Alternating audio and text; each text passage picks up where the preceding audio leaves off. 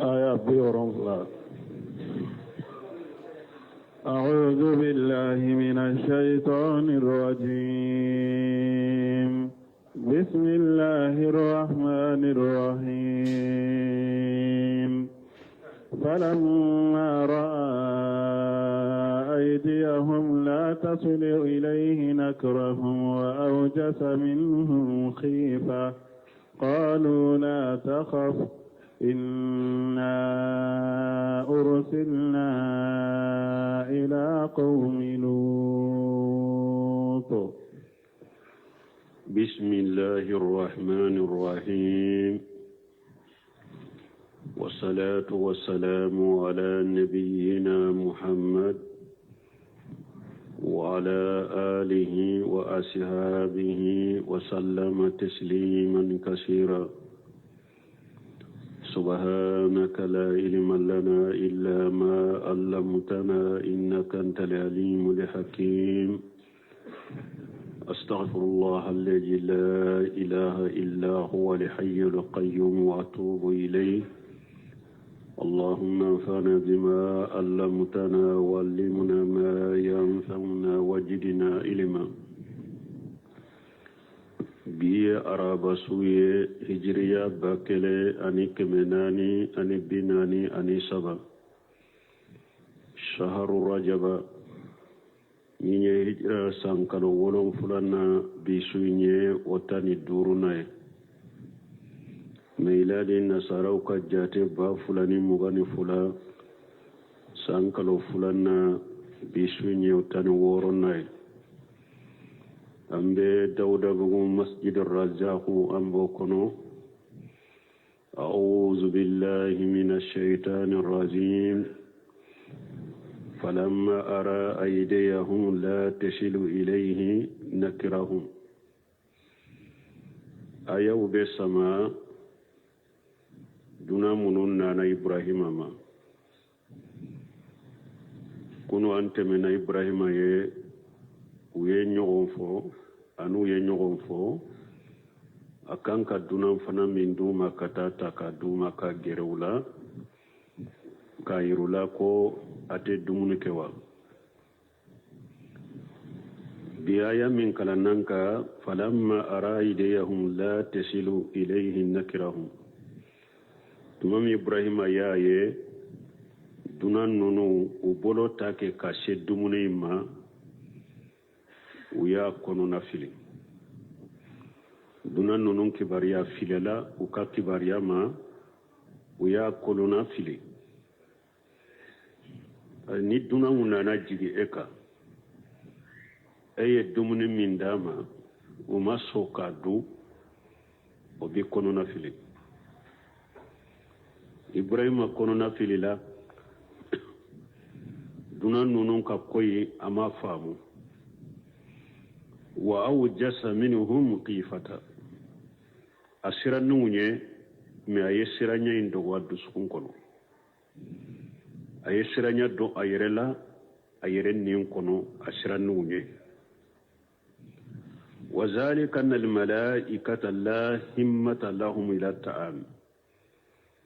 ولا يستهونه ولا يأكلونه. وسبب يمني ملكا فنفله hammite malikiya la ka taa dumuni ma malikiya ka kanu tɛ dumuni kan malikiya tɛ dumuni kɛ malikaw tɛ dumuni kɛ mais u nana hadamaden sawura de la. ibrahima ye dumuni dan u ma dumuni kɛ parce que malikiya tɛ dumuni kɛ. falihaja araha lahum mu'ardina amma ja'ahum bihi fariqina anhu bilkulliya. tuma min ibrahima ye u ye ale ye mun d'u ma malikaw y'u ko d'a ma u ma sɔn a ma cogo si. fa inda jalika nakirahum o wagati ibrahima a filila u ka ko la. u ka ko ya a kɔnɔna fili. wa awjasa minhum khifa a ye siranya dogo a nin kɔnɔ ka sira u ɲɛ. malikiyaw ninnu olu fana ye malikiyaw de u y'a dɔn ko ibrahima siranna. qalu malikew koma la taghaf kana sira ay qalu la taghaf minna inna malaikatu ukoma karashira aw nyede anye malikew de urusilna ila qaumi lutin linuhlikahum aw chira kana lutu kam gode ma kwankatu halaki kana shirante hadama dawnye anye malikew de an cira lutu kam gode ma kwankatu halaki fadahikati sharatu istibsara bihalakihim likasrati fasadihim wa khilaji kufrihim ninkele ayasuru ibrahima muso sarata jolendo ibrahima beduna umbona amuso infana jolendo kuna malikaw yennin kuma min fo ko lutu hada madanya kana shirawunye awun cira kana lutu kam gode halaki musoyi annison jara ayelela lutu kam go halakilis koso parce que mogodo o ka cinyali bonyana dugu kolo kanu ka kafriya ka banu ka kanageleya falihaja jujati bil bisarati bil waladi bada al aish bada al iyas ninde koso muso njigitigilen nkofe ni dunan ewa lutu kam go ka kibariya tuma min ni sonja nana ku lube halaki ayasuru ni songa membe ale bolo lutu kam go ka kola ala ye o falama kale fana ni sonja ko bena densoro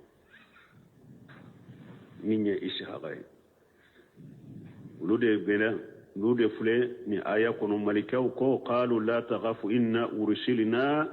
ila qaumin lut وامرأته قائمة فضحكت فبشرناها بإسحاق ومن وراء إسحاق يعقوب وأمراته قائمة فضحكت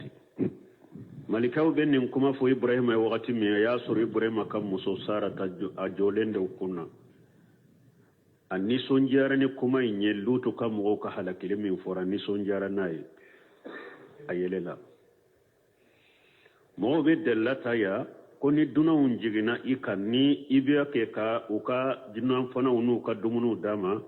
i muso besheki deme mi afari koro yure be suturalen ka soro aka soro afari koro be suturalen do ni duna ye walli cede akana afari koro yoroshiye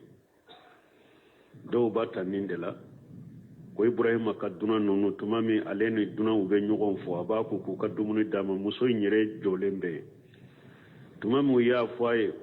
uma dumuni ko ante dumuni ko yaw nyem malikewde awun cirade kana lutu kam gode halaki ayasur lutu kam go ka cinyali bonyano ka kafira ni ka kana gele ya tun ka gele o hammitum be muso inna ayelela anison jara yelela فبصرناها بإسحاق على يري دون نونكا اوا لوتو كام غون نونكا جيغتيغنا كان نسونغوا من تومبالا تومامي ايللا او بورا على يو فالي مونيه كان نسونجاني إسحاق اكو ملكاو كافوايه كو ابنا دين سوره تود إسحاق ومن وراء إسحاق يعقوب إسحاق فنا يعقوب بو كوفي mana lebe ishaqa soro denye ishaqa fana o bena yaquba soro nin fora musoyne dende to ko ishaqa ni ya iranna don ke bawo bun kasiri ko ni nye don ke bawo ka dele la bele bay de la bele ba do ye ni nye mi nya ira ko bisara min fulene o min huna ومن ها هنا استدل من استدل بهذه الآية على أن الجبيه إنما هو إسماعيل بس إبراهيم قدم فلينا يا لا يا نيامرا كايس هذا de kantige wa ubi ala ya nyamara kai Ismaila de kantige sosoli nanala minye bani salanka wuye parce que dem min kambe tige titiri min ni tanunu min ba nofe israelen ko banisalankaw ko o ishaqa de arabu ko ay ismaila de donc o sosoli be don ke bawo ni ñogonte mun kasiri ko ni nye dalila ye munun ko kantigali fe nye ismaila de ishaqa te akon ni nyew ka dalila bado ye de lata cogodi parce que ala ko ako u kam musayin kibariya ko abena den soro ishaqa o fana bena yaquba soro yaquba fana bo ko fe yala afora ko den min bena soro o fana bena den wore soro nyamari abli be ke ko kan katige tugni wa ayafo o fora o bena balgo ya o bena muso furu fo bena den wore soro to de yaquba yala o be se ka nyamari be se ka na ko ka kan tige tugni aya soro nin fora ka faraleta kade ishaqa bena soro ishaqa fana ko fe yaquba be ishaqa de bena yaquba wono yaquba ma wolo folo ala bo a ñamara cogodi ko kante ka soro nin fora ka faraka wa annahu bun kasiru ko ni yayira annahu yamtani an yakuna huwa ishaqu li'annahu waqa'atil bisaratu bihi kunni aya na cogo ba bali ko kantigali fente ishaqa وأنه سيولد له يعقوب فكيف يؤمر إبراهيم بجبهه ko ala ko ismaila bena yaquba soro bena yaquba wolo ko cogode ala bo ibrahima ñamara ko kantige ka sora dem fitini de folo yaquba ma wolo folo ñamara kambe ke ko kat kantige cogodi donc ni ñayira ka derila yiranna kantigeli feñe ismaila de ishaqa tede ala ibrahima ñamara ka ismaila de kantige wode sahalendo kateme ishaqa taka tuman bun kasir yanni fo akon ni nye delila ye delila minna sahalendo kosobe a bangalendo fana kayira na kantigeli fente ishaqa ye ismaila de do قالت يا ويلتى أألد وأنا عجوز وهذا بعلي شيخا إن هذا لشيء عجيب قالت يا ويلتى musoyin ko ne kan na tansa wailata waila wede ka halaki wele kana yirema ni mo korona filila janko muso kala da yoye ako ya wailata a alidun wa ana ajuzu musoyin ko cogodi ninne be wolo ne muso korobay ne korola ne be den soro cogodi wa haja bali shayga ne ka ceyere fana fulewe cokorobay muso koroba ce koroba ulu bena den soro cogodi حكي قولها في هذه الآية كما حكى في الآية الأخرى ni aya kono muso nye kuma min fo ni aya kono ala fule ko de fo ya wailata aya wailai wele ni aya wala muso nye wa ke chogo de ka ye bara do de ke ka daninka qalat ya wailata a'lidu wa ana ajuzu وفوريا فأقبلت امراته أننا في سورة جارية فأقبلت امراته في سرة فسكت وجهها وقالت عجوز أخيم سورة الجارية يمونك آيات تمند غوسي كاتوكا يرك غوسي غوسي كومي نموسو كونونا فيلا وبي ويرك غوسي غوسي تشوغومي كاكولو كامانكامبو يا ayim man kam min bo ka kuma min fo o foraya suratu jariya kono ye kewale min ke o foraya ka to ka yire gosi gosi ka tamon gosi gosi kama jara'ati bihi adatu nisai fi aqwalihinna wa aqwalihinna inda ta'ajjubi komi muso kala da do chogomi ni muso kabakora kola ube kuma munun fo ani ni muso kabakora abe kewale munun ke muso kala da yo ye muso in fana yo nyona ude ke akaba kola ye kuma do fo ka kewale do de ke ka yere bugo bugo ka to ka tamam bugo bugo ka kulo kulo ya wailata ne ka den soro ne muso koroba ne cɛ ye cɛ koroba ye qalu malikaw y'a jaabi malikaw ko atajabina min amrillah u ko ye be kaba ko ala ka ko de la ay qalat al malaikatu laha malikaw ko ma la ta'jab min amrillah nin kaba ko kani mina koy ala ka ko kaba ko kani mina fa innahu ja arada shay'an an yaqula law kun fayakun ni ala ya la nyine ko abe minke aba fo ko masina ka kede o be ke fala ta'jab min haja kana kaba ko nina nin kani kono na fili wa in kunti ajudan aghima harina yasru ay musaqroba de ite wolo wa ba'luki shay'an kabira ni ka ce fanaye chokrobaye fa inna allaha la ma yasha'u qadir awan ni ala ko abe minke ni ala ye min kanu kake abe sola ko abe sola nin kani kabako malikaw ye nin foye tumama aleko qalat ya waylata a'lid wa ana azuzun wa haja bali shay'a inna haja la shay'un ajibu a konni nya kaba koy koy ni muso koroban te wolo mawolo abada ne ka den soro ne ce koroba an fula ka den soro a ni nye koye komi na kaba kolendo muso yen ninfo قالوا أتعجبين من أمر الله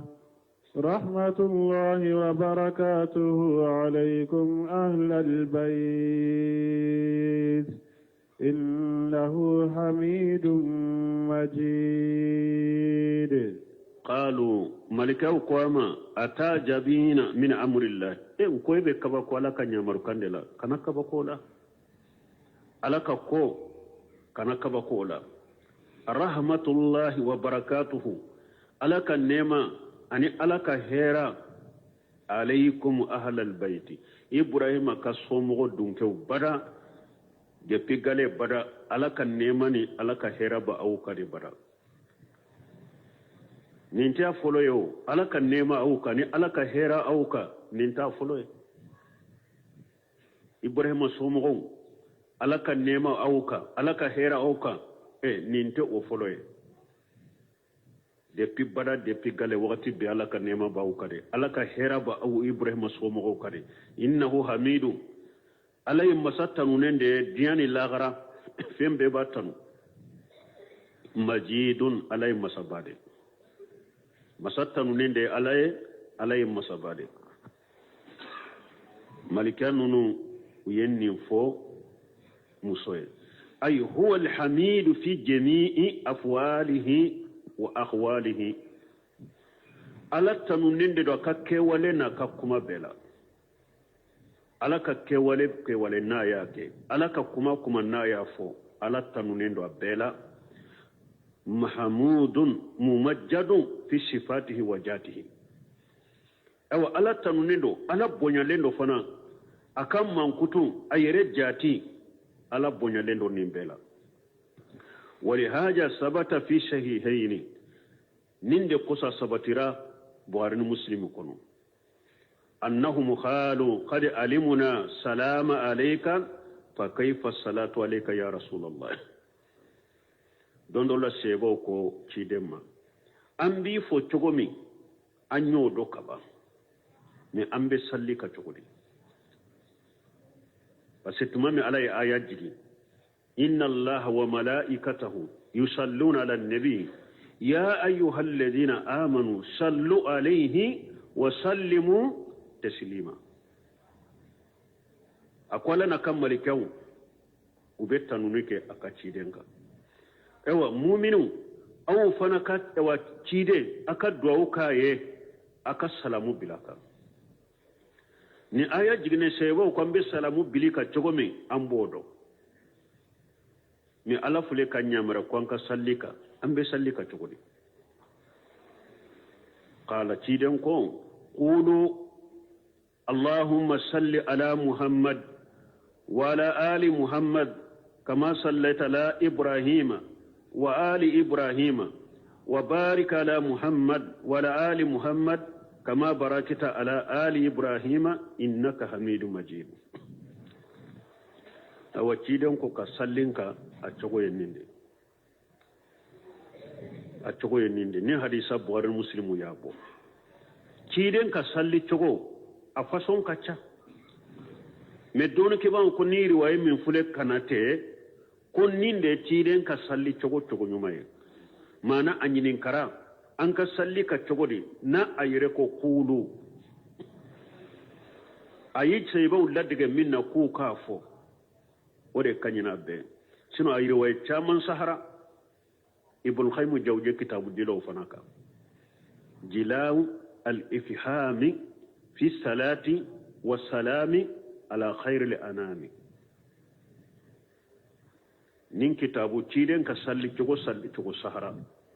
ni hadisa nana ciden ka sali cogora na sahara bun khaymu yode fara nyon ka nin kitabu kono sali cogo na masahafana na la fulende do ko fana yira o kitabu fana ka bara yoy min balmu sali cogo min be mo bolo fo do ba afasa mantia qur'ana ka sinya bi woro ube sinya woro lesiri to la dina yerela hari hadisa de fumana nai o modo fiera hada maden wore do de bolo mi ciden fatule ciden ka hijira bakele ani keme ani bi durude ale yere wolola hijira bakele ani keme ani bi duru tijani wolola odela joli ben ni ciden yere ko ni fatura hijira santanna ni santambora bakele kemeni bi durula joli tora bakele ni keme ani bi nani ciden fatule bakele ni keme ani bi nani de ale wolola ko ciden bora ka kaburu kono ko salatul fatiha lima uhuliga ko nyeni nye ko sigotere yayi khajata la manama ko nyeni nyede ko abora madina aka kaburu kono kana salatul fatiha lima uhuliga di alema ko aya la sagwale de nye ko ako aka fursuka babakar na manka umaru na manka usmana na manka ali na manka allah sagura ka bilale de nya kana di alema yayi gajata la manama nyeni nye bun hajar al-qaslani be kuma ninka kosoba ka kitabu doka tahajir al-muslimina an al-bidai wal ibtidai fi dini ka silamun fatanya ka bo bidiyama ani bidiya doli dina kono abe kuma ni yoro kari ako ciden fatula su yere ma do folo ciden fatura tenendo de asu tara do fokata araba sude ube taratawa ciden su tara do odela asu yere ma do asu be seba bolo munna amashe ka do yoro ninkele fo kata sigi kam do de ke kalifa e folo o ko fe ciden ka su ko nyaw be ke cogo mi anake ciden ka su ko nyaw tese ka ke ka soro nyema tula uye tile saba nyono tile fula nyona ke nyema nyine da puru baraw de la bakari be se ka sigi cogo mi akonna ya soro ciden fatulen ko fe be se ka kuma amado kaburu yere kuno folo munna ama fo seba uye aye abubakari ke nyema e akin sudo o fora min ye fatumata ka cinye koye a tara abubakar sidiq ɲininka ko ale fa ye cinye min to abubakar sidiq ko a ko cinye ti fa la koye ɲere ya me ciden da a ko olu nabi ɲumanw ko cinye tɛ olu la dɛ ni olu sara ka min to a bɛ kɛ sarakati de fatumata tun masa a faamu fo a dimina ka taa fɔ ali bun abi talibi tuma min ali nana abubakari ma a ye dɛlɛw yɛrɛ la ali y'a faamu a ko ni ciden tun bɛ se ka kuma fatulen kɔfɛ ciden ta fo fatumata ka fo ay fatumata ci ko tede o kerawa alini mawiya kelewu keraw sheba kelewu kera kele do kera yawma jamali kele de kera yawma sifini sheba chaman de tora nono na kele la fitina uni few ni ciden fatulen ko fe na tumbe se ka kumaw ciden tunte kuma ulula ka fo ka fitina bila tinya be yorome ka fo akuma nawa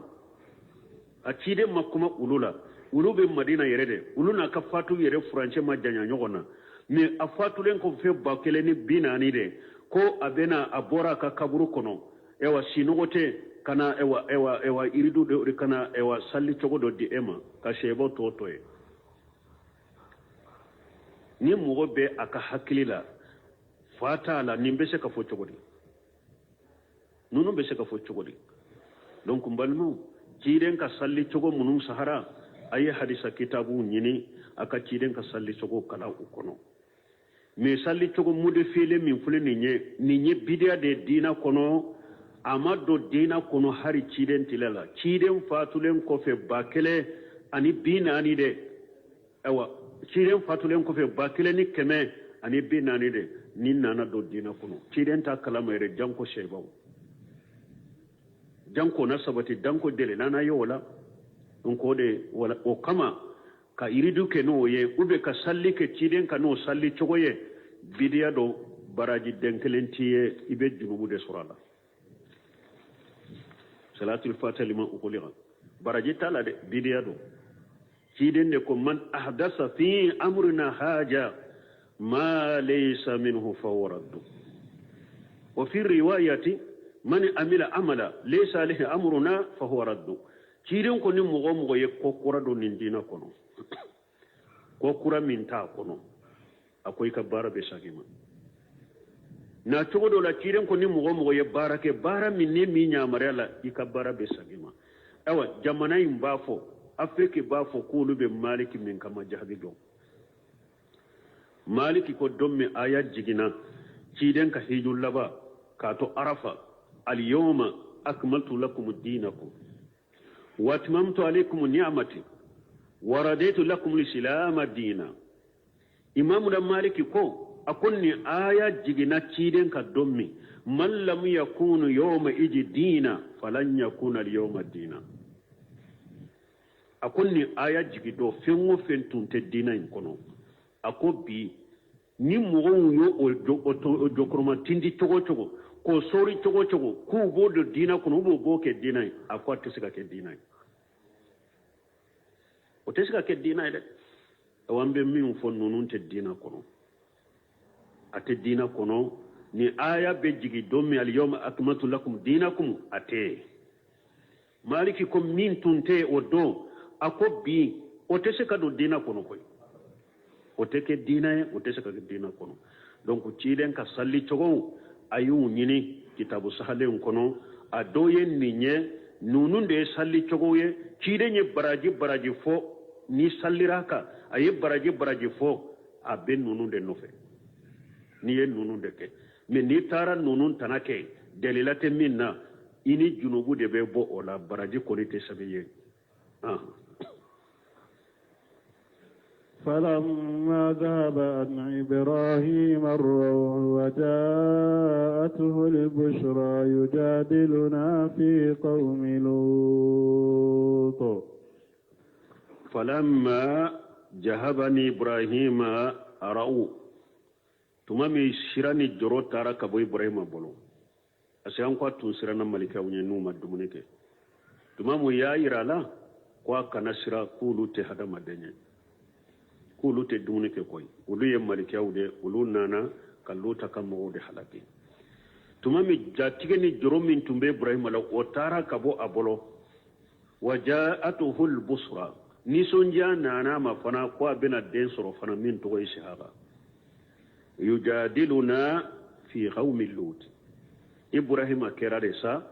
abake malikan ka ngachide nunu malikan nunu abake ku kuma sagi lutu kam mo ka kibariyala abake ko kuma sagi lutu kam mo ka kibariyala parce que uko ambeta lutu kam mo ambeta ulude halaki ibrahima kuma inna fiha luta tumamu ko beta lutu kam wode halaki lutu ibrahima balema ke dendeno ale joro lemba balema ke den ko lutu ko halakin kana soro ako lute bede aw ko beta lutu ka dugu mo wode halaki lutu bede qalu nahanu alam biman fiha ko ibrahima malika ko ibrahima mo be dugu in kunan ba be do koy mo be dugu in kunan ba be do lanunziyannahu wa ahlahu illa muratahu luta ana kaddem baya amba bekisi fo aka furu musoy ambe lutu na kaddem baya to bekisi fo aka furu muso parce que lutu fana ka furu muso kafiri de tundo balma sariya munun tumbe sariya munun wa nabiyyu munun temenanye an ko tawhidila o be ka woleli kelenya me sariya utunte kelenya lutu nunu nka sariya la atun daga len tundo eye mu'mini ye ikam muso be se ka ke kafiri comme firauna ye kafiri to me ka muso tunye mu'mini otun daga len tundo eye mu'mini ye ikam muso be se ka ke kafiri muso fana be se ka ke mu'mini ye i ce ye kafiri har islamiya kun folo atumbe tumami aya nana ka tuse de cide nya marali ke kafiri be mugo bolo ni ka muso e kafiri na ma tubi kabila ninde daga len tundo ka koro lutu aka muso tunye kafiri de atumbe lutu ka sokono awa ni duna munun jigina lutu kan ni cewde do kamale nyuma de do ale de be ta fo kafiru towe ko bianye dina nyuma do sorode ubena unofe yo malika ko ni tekiside o be halaki lutu yere ko na ka dembaya ambe ulu kisi fo aka muso o tekiside o be halaki ka fara halaki bagauka إن إبراهيم لحليم أواه منيب إن إبراهيم فلان لحليم منو بغدرو halimu yede min ka dusu manteli ibe se ka ko caman ke ka ko caman foye ka ko caman kala abe munyi koro halimu yo ode awahu ibrahima ka do fana kacha wakati biabe ala de wakati biabe do de la munibun ewa ibrahima ye yere sage bagade kata alama wakati be fana ni jogo saba tumbe ibrahima la jogo nyuma saba fule ninye munyu baga imanteli imunyuleno ube ko keni hakiliye kele fulanna adwautun kacha sabana yere sage bagado barakata alama madhun li ibrahima bihaji sifatin jamilati ninye tanuye kata ibrahima ma nini mankutu nye mankutu mununche kanyo kosobe ninye tanuye kata ibrahima ma nini mankutu ye mankutu mununche kanyo kosobe minye munyuni ewa munyuye ani duwa chama ala deli chama aneka wakati beki yere sage kata alama يا إبراهيم أعرض عن هذا إنه قد جاء أمر ربك وإنهم آتيهم عذاب غير مردود يا إبراهيم أعرض عن هذا إبراهيم أني مريكاو تنبي نغنكما ساقي منا ألاكو إبراهيم أكون ننتوي نمبلا ملكاو كما ساقي من فلي بروتي أبلا إنه قد جاء أمر ربك نغم مغن ننوى لوتك إوا دغو مغن ننوى كافر ننوى أي تيجي ألاكا نيامرو كاندنا من ساقي چوكو تولا وكا حلاكيليا ألاكا نيامرو كاندنا نوكا حلاكيليا ييري الله فيها نمبلا كما يمبلا ملكاو كما نغنيا لوتك مغوكا كباريالا أطوي أبلا itigi alaka nyamar kande nana nunuma ay innahu khali nafaja fihim alqada alaka latige ode bora ashrafe nunun ka koy wa haqqati alayhim kalimatu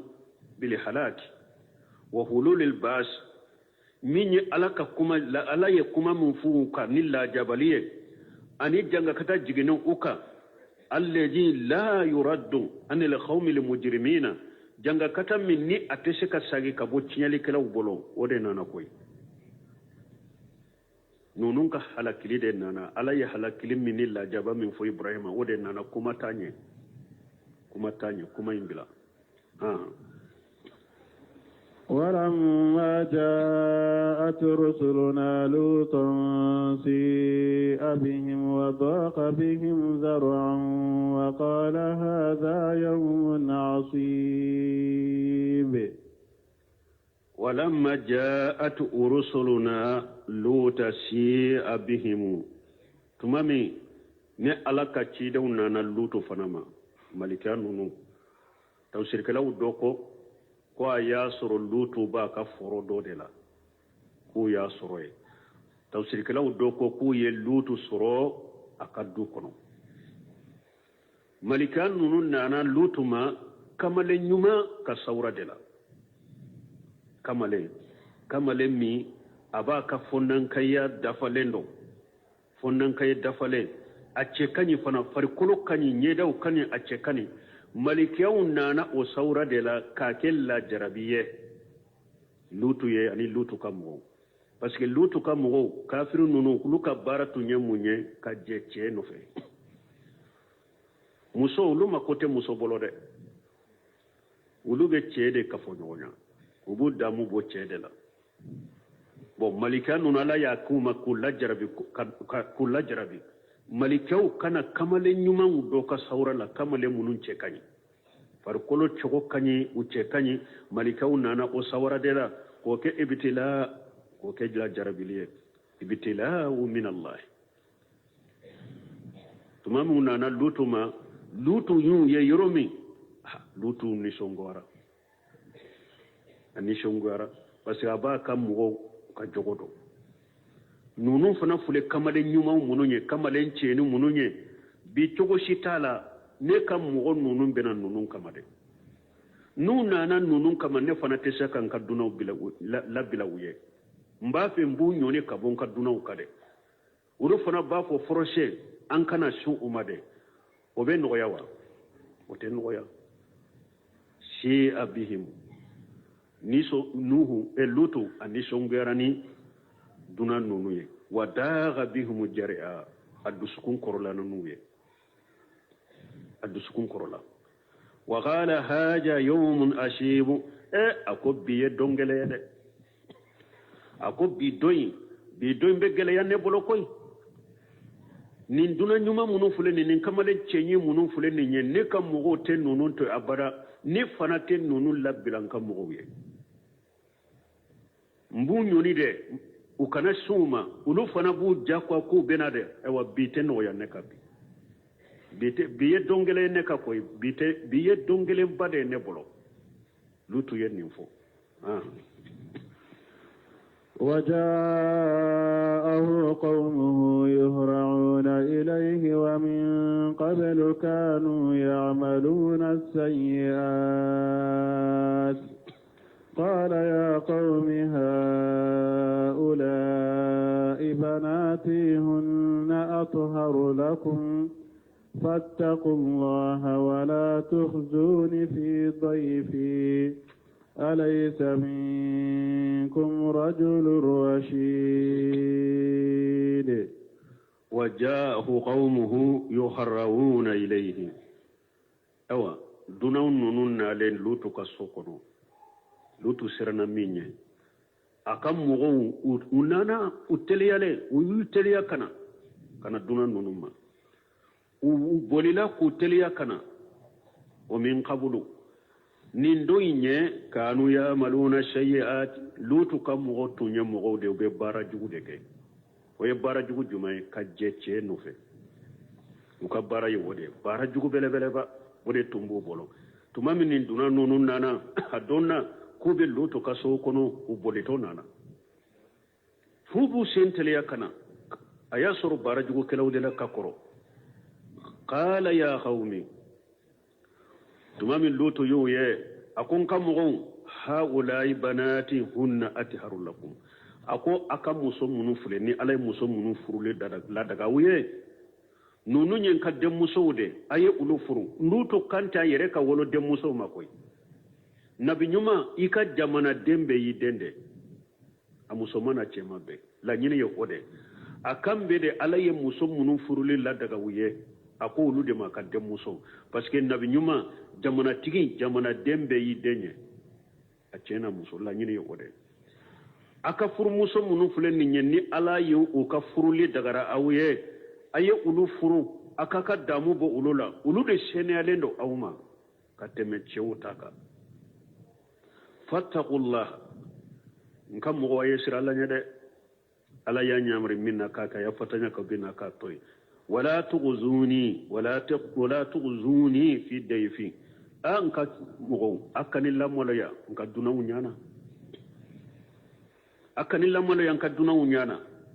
alaysa minkum rajulun rashidu nkam mo yala hari mo wacce hakili makelente awlawa yala hakili makelente soro awla mbake kam min fo awye o kashi ka famu ka kuma awfe akanin ko sugu dabila hari hakili makelente awla bon kashir ko hawla banati min fulen nye akana miri ko luto ya yire ka wolo de muso yirula akwana na ayawre kono luto kuma atatuna jukurana min alalamina وتذرون ما خلق لكم ربكم من أزواجكم بل أنتم قوم عادون إما آية وريه لوتو كم قوم أكو أو بنا هذا مدون دم في هذا مدون تيمو أو بنا أولودما كاكا سهوا كأولود جنيغنيا وتذرون ما خلق لكم ربكم من أزواجكم ألا يكفر موسى منوندا أو يقولوا توي أكفر موسى منوندا أو كما أبي أولود توي بل أنتم قوم آدون كم أو يادن تودي آية وركنوا قالوا أولا منني هاكا أن العالمين آية وركنوا كون لوتو يالا ويودونان ما جيجلي أما إبالي على أما فيري كون ني أما فيوا كون ني تافي أون كشي إيكا دونما دونان ما إيكا جيجي أمو فيها قال هؤلاء بناتي إن كنتم فاعلين وآية إن كنوا ألا كتشغل ويرولا لوتكو هؤلاء بناتي إن كنتم فاعلين أباك كمينك ناكي بغايا أويه نقدم مصوفلي مانا أكا مصوفلي أي تاكي ورولا ألا كل أمرك أكو تشيري ما كون كالنانيشيه إنه لفي سكرتهم يامهون لوتو كمغو وبوكا فيلين كنو abu kace kanu min buddu su kunna ba kono nube takasakina kono maboda so yerela donc aka famu ni lutu kon le nunyin ka demu soye alla nyini ta yere ka wolo demu soye la nyini yede u ka furumu so munun daga ruye wode ya to do ya na tikalan chogola aya kono ko annabiyyu awla bil mu'minina min anfusihim wa azwajuhum ummahatuhum وهو أبو لهم نمبك كلام شو دولا قرآن كلام شو دولا نهاية كن نبي نيما ده كاكني مؤمنو يكتماو يركونكا نبي نيما كفرموسو أو باودو نبي نيما يريا فاده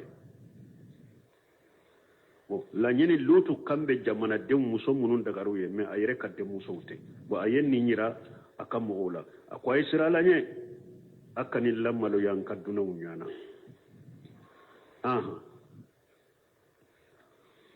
قالوا لقد علمت ما لنا في بناتك من حق وإنك لتعلم ما نريد قالوا لوتك مغوكو لوتما لقد علمت والله يربادو والله لوتو يربادو ما لنا في بناتك من حق eba an ka furu muso munu yira anna e yere bado cho kwamma kote muso bolo e yere bodo kwamma kote muso na e yere bodo wa innaka la ta'lamu ma nuridu lutu an bake kam min nyini ibado cho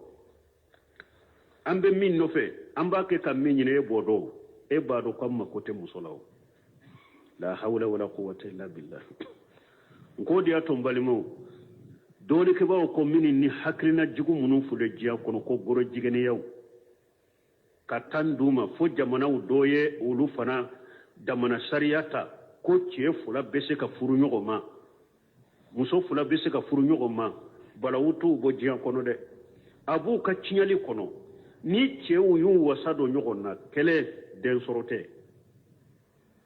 den soro cebe wolowa den sorote kele fulanna cinyali min bana muso de kanka nin kele na kuma fora jamana kono muso de kanka kele kateme beka parce que ni ce ya wasado ce la abe mu ce wele kata min na doro ma kote muso la tuguni muso be toye de muso ala kan kisama hari nin ko jogo be e ce la abe kamale nyuma do nyini kata je unofe abe na su be ke sinu la kerefa ma ko siti bolo atese ka se ima ye lutu yere kam ko ka kumala e yere baro kam ma kote muso la ibi ambe minyini bado doni ke bawo ya do goro jigeni ya chinyalila na sabatira jamana kuna jensira jamana kuna muso be toye de chema kote musola muso kan ka tulunge ke noye muso man ka tulunge ke noye no sabatira jamana kuna jensira che bora ni njogo lankulo ina amma kote musola abeta akako ke cheude la dro o ya banne muso si ewa aten nata kata muso sima yo bara jugu bele ba den sorote am ima kote musola ewa bena ni bana chama de fana fari korola bul khaymul jawji kitabu do dilale menin kamo ni ngoro jigani alwati chinyali mimbala be bana munum bila hada madenna kasara munum ba nofe balawu munum ba nofe ube abefo den sorote abeke sababu ye cewu makote musola abeke sababu ye ka banaw do nati aba haketo e ce min baake hada made bana kuta boyoro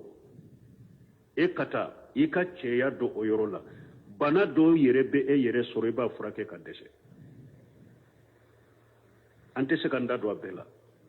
ewo e ce la man fana la wajimin pese ka do abake ka do ila abake ka do yoro mi ado yoro te abe ko mi posone do na ila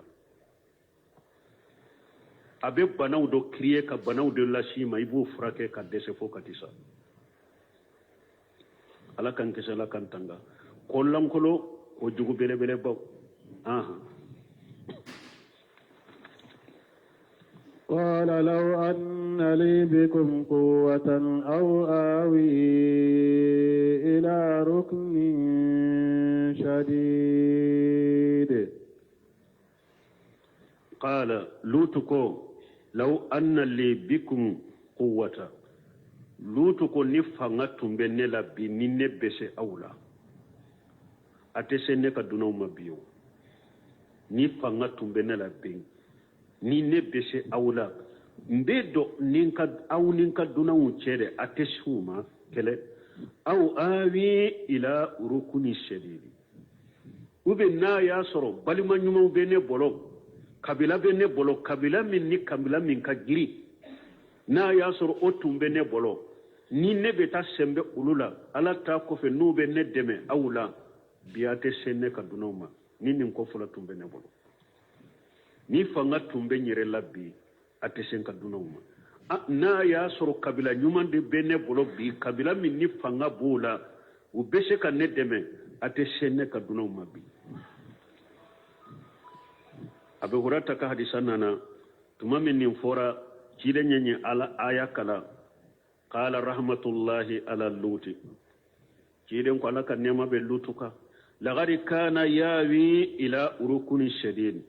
akon lutu tumbake ka yere fara ka deme baga min ka giri min ya alay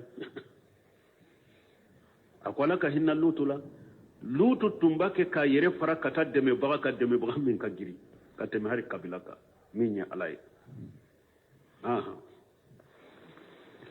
قالوا يا لوط إنا رسل ربك لن يصلوا إليك فأسر بأهلك بقطع من الليل ولا يلتفت منكم أحد إلا امرأتك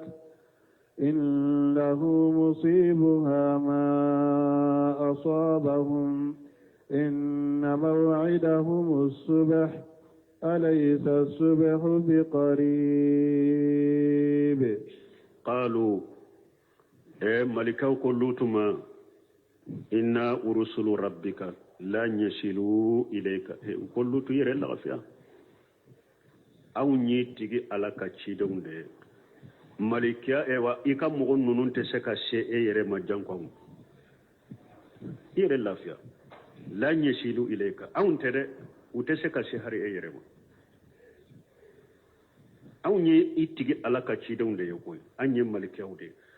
يرى لغفيا uteseka se ema janko an anana ya dokunu fatamasna ayunuhum tawsirike law bafu alai ko jibrila ka kamanke kan nunun fi fade abbe finyira abbe nyamina la folo sani halaki kana uma abbe finyira uko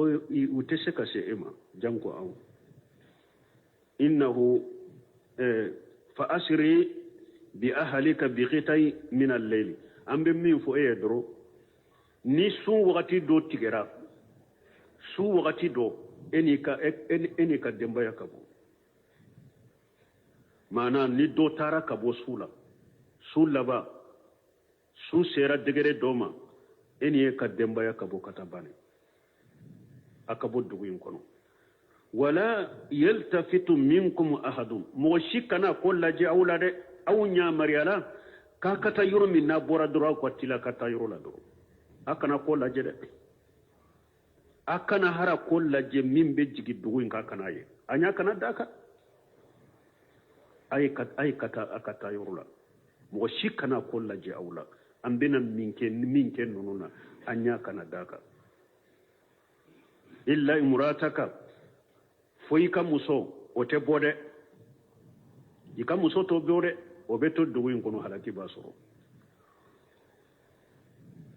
do ko muso bora ko ale ya ko laje ko halaki ya soro ai amma bode kanati min al khadirin wona na ya wurela ala ko tora halaki ba mun de la dugu kono ale ma bode illa imrataka foyi ka muso o te bode o be to dugu in kono halaki ba le soro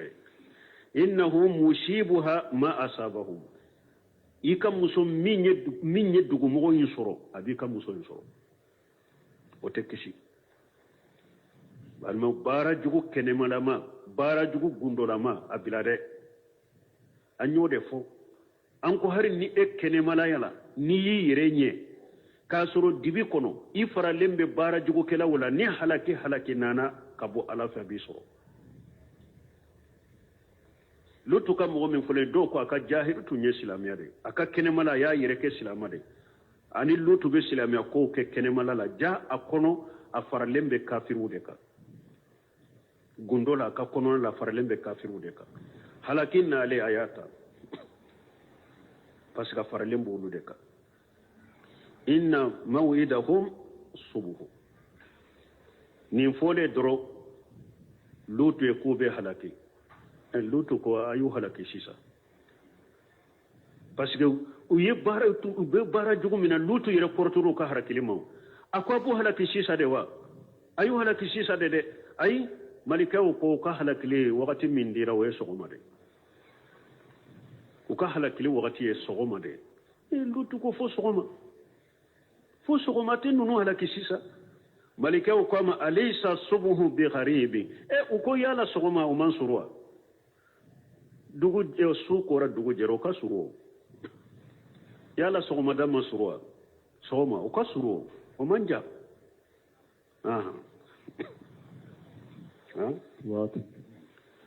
سبحانك اللهم ربنا وبحمدك اشهد ان لا اله الا انت استغفرك واتوب اليك آية بيورون